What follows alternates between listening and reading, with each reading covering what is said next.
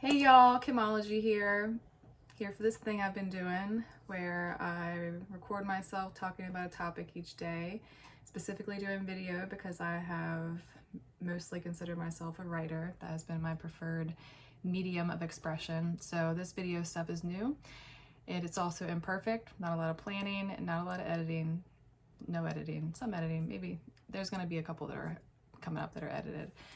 So that's the pretext, and today's topic is about what's right living, what's the right things, what are the right things to focus on, maybe some ideals and preferences stuff. This is coming from a place of on Exhibit 9, I talk about the topic "No one makes you anything," and that was a framework that I have used and liked for some time now.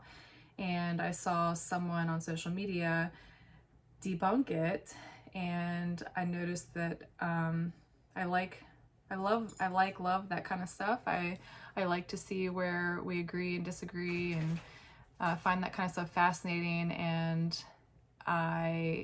in that exhibit, it was uncomfortable because why was it uncomfortable? It felt like one of the more vulnerable ones, although a lot of these often feel vulnerable. But that one especially, I guess, because I was speaking essentially, I guess, about thinking he was wrong.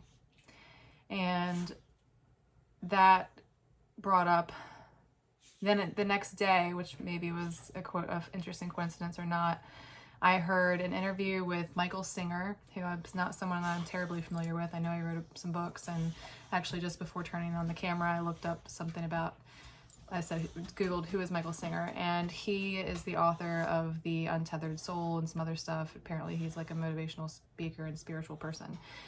Anyway, it just so happened I heard an interview with him on a podcast, and it resonated, I think, because I was feeling stuff about what I shared in the No One Makes Me Anything, and talking about what someone else thought about that. And I guess I feel like this is not starting out well. Keep going. Some of his theories were that we shouldn't have preferences, for instance, and that preferences are basically the root of all of our unhappiness. And if we wanted to be happy, we could just be happy. But because we have these things that we want, we are in this perpetual cycle of being unhappy, because if we don't have what we want, or things aren't the way we want, then we're unhappy. So it's having wants that make us unhappy. And when I first read some Eastern work like Buddhism or spiritual philosophy, that kind of stuff, the notion of life is suffering and desires are bad, and I know all of that is explained in ways that I just paraphrase it in a way that's probably wrong, and that is the way that I felt it and still perceive it in some ways. And I remember in all this exploration, when I first heard those things and then continued to hear them, I always felt like, no, I just felt that. And I do think there's something to intuition. So whether it's intuition and then later knowledge and logic and studying and practicing and exploring and trying all the things, I've always felt a little no to that. And I actually, through challenging the desire, that thing about desire, took on desire as, I took on the opposite, essentially. I live as desire is the way. And I've been practicing that, trying that on, seeing how that works in my life for several years now. Instead of feeling, it comes up with the needs and wants stuff again. Like I don't use the word need. I don't relate to needs. I strive to just use the word want and orient myself that way and see what comes up and how it works and when it really doesn't work and all these things. And so want and desire, I use pretty interchangeably, and I think it's through our desires that we do everything. Ultimately, it's like when desire is part of even what you're aware of, I think. So one of the things I say is there's something for you and everything that attracts you. So everything that you are aware of there is something for you there. And my theory there is, for instance, just in the span of my space, I'm in my house and looking out the window, and there are probably a million things that I could notice. There are probably 1,000 that I do. Again, these numbers are whatever. But the things that you ultimately end up focusing on are few, and the things that you don't see, there's so many things you don't see. So what I mean by that is that whatever is there is some reflection of you and who you are and what you want. And so desire is part of what you're attracted to. Attraction is part of what you notice. And I have been practicing that desire is not bad, and that it's important to pay attention to what you want and what you desire, and also strive to not resist your desires. I often actually say exhaust your desires. If there's something that you desire, then progress it, like go with it, have it, do it. And this gets tricky because you could say that if a person has a bad desire and you do that, then it becomes like a problem. Addiction is something that comes up quickly when I say that. So if you have a desire, attraction, want for alcohol, and then I say exhaust your desire, and you go on a bender every day for the next however long, that probably would not be a good situation, right? Or that would be a great argument for a bad advice. Exhaust your desire, accept. And then that would make it untrue in my world, meaning I generally try to explore things that hold up in all situations, even though I also believe there aren't any absolutes. So, but even in the extreme example of the alcohol situation, I think that you would still progress yourself, but there must be some breakdown there, because I think there are plenty of examples where people have a problem, however you want to describe that, with alcohol, and if they were to exhaust their desire, they would seriously impact their health. So that I don't have entirely figured out, and I still generally orient with exhaust your desire, meaning if there's something you're attracted to, don't push it under or say it's not the right time or tell yourself you're bad for wanting it. Like, go there, see what it's about, try it on, do the thing. And then maybe once you have it, and if you do exhaust it, you'll progress to the next thing, because ultimately we're always wanting new and different things. There's lots of stuff in the personal development and whatever spaces that say things like once you have whatever the thing is that you wanted, you're going to want something after that. So it's not like that ever stops. And I suppose that's where the spiritual teachings are pointing to, which is that you have this infinite always wanting something, and therefore that's what creates your pain. However, I've also explored the idea that you can want something and also have it. I feel like when people say, I want this, it usually, it seems to be inherent with lack, like that you don't have it, therefore you want it. And I noticed that one time and I thought, well, can't you also want something and have it? Like, I want a dog and I have a dog. I want the dog that I have. I want a new necklace. I don't have the necklace that I want, and I want that. So what's the difference between want that is something that you want that you don't have, that you want to energy or work towards getting, and want for things that you already have? So that's interesting for me. And so going back to the Michael Singer thing, the stuff that I heard him saying yesterday had to do with,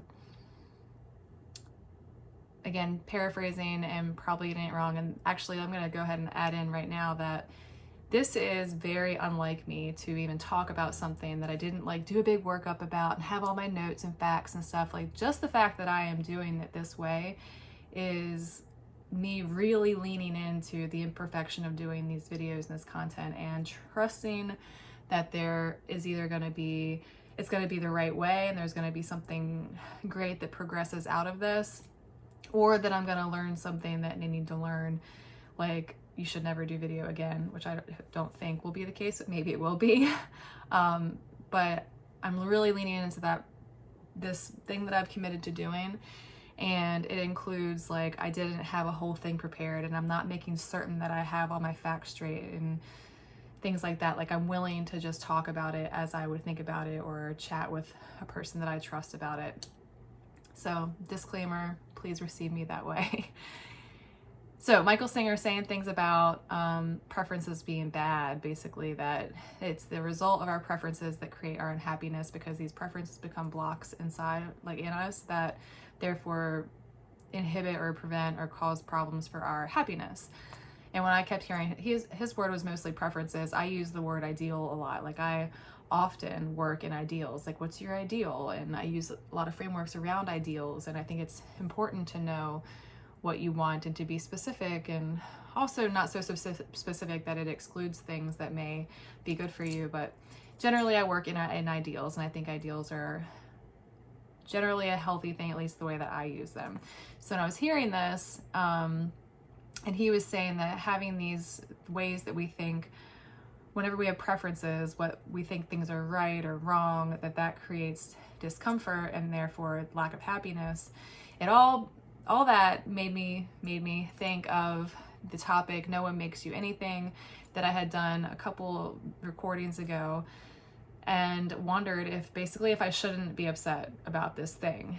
And shouldn't is a whole can of worms that we could, go through and debunk, and I don't always believe should and shouldn't is bad.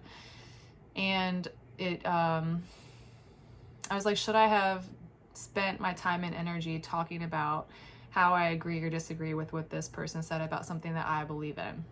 Like, does it really matter? So if you go in the direction with this preferences stuff, like where you shouldn't let anything upset you, whether it's the guy in front of you who hit his brakes too hard, or the person who's late to the thing that you're going to, if you're not supposed to let yourself get upset or have these preferences about how things should be, then what is there?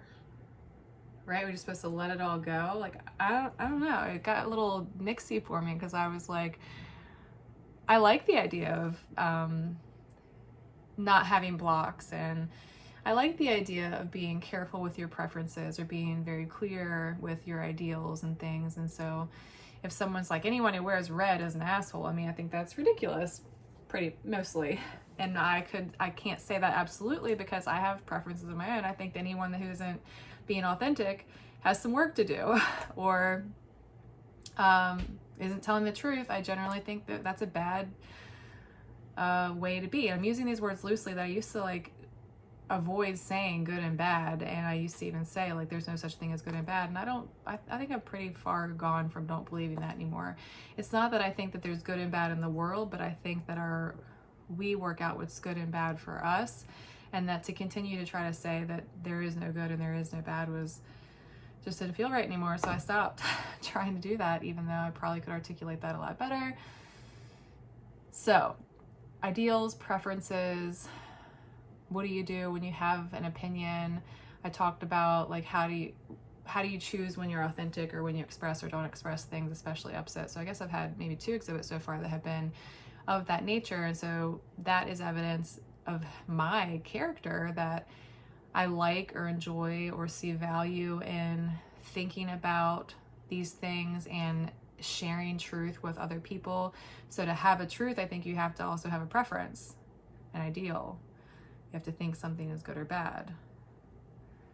So thanks, Michael Singer, for having your thoughts that led to some of my thoughts, and to this conversation, which isn't really a conversation because it's just me here, And it's not just me here, because I would really enjoy your comments, your thoughts, your standouts, any questions. This is just me thinking about stuff and sharing it, and seeing where that goes. Thanks. Ciao for now.